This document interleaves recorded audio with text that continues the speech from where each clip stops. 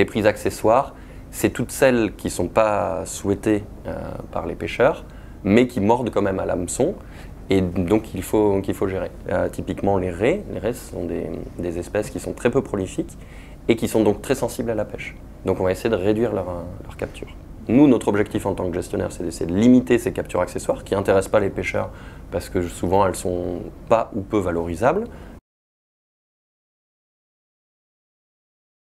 Les oiseaux peuvent être capturés sur les lignes aussi. Quand on met les lignes à l'eau, certaines espèces vont tenter d'aller se saisir des appâts et du coup d'être entraînées par le fond avec l'hameçon dans le bec. On a eu de très bons résultats sur la lutte contre la mortalité aviaire. On prenait plusieurs dizaines de milliers d'oiseaux dans la pêcherie de Crozet et Kerguelen, encore dans le début des années 2000. Et depuis, on a conduit un gros travail avec les pêcheurs pour arriver justement à réduire ces captures accidentelles en utilisant des outils tels que des lignes de banderole. Donc c'est des lignes à l'arrière du bateau qui vont être déployées au moment où on va mettre les lignes à l'eau et qui vont empêcher les oiseaux de venir du coup se saisir des hameçons. On met à l'eau les lignes de nuit désormais, comme ça les oiseaux qui utilisent principalement la vue pour se saisir de leur proie ne vont pas pouvoir, encore une fois, manger à l'hameçon, attraper l'hameçon. Et puis on travaille sur le rejet des déchets, parce qu'on se rend compte que c'est principalement le rejet de viscères de poissons ou de têtes de poissons qui vont attirer les oiseaux tout autour du navire. Et donc moins on va faire de rejet, moins on va attirer les oiseaux autour du navire.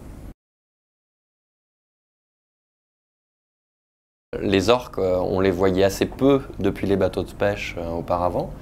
Et aujourd'hui, de plus en plus, ils se rapprochent des bateaux et ils en profitent pour venir manger des légines ou des captures sur les lignes de pêche qui sont utilisées par les pêcheurs. Aujourd'hui, tous les orques connus à Crozet participent à la déprédation. Alors la déprédation, c'est le fait pour des prédateurs marins. Ça peut être des requins, ça peut être des mammifères marins tels que les orques ou les cachalots. Le fait de venir manger des captures de pêche, des poissons, sur les lignes de pêche. À Crozet, ça peut atteindre 40% des captures. Ça veut dire que parmi tout ce qu'on remonte, il y a 40% du poids de poisson qui finit dans la bouche des cachalots et des orques. La première étape pour essayer de lutter contre la déprédation, c'est d'abord de bien connaître ce phénomène. On essaye de rendre les bateaux le plus furtifs possible, de faire en sorte qu'ils émettent le moins de bruit possible, et puis de faire en sorte de laisser les lignes peu de temps à l'eau et de les remonter très rapidement à bord. On essaye de développer d'autres techniques et d'autres engins de pêche qui là vont permettre de protéger les légines sur les lignes et de manière à ce qu'elles ne soient pas mangées par les orques et cachalots.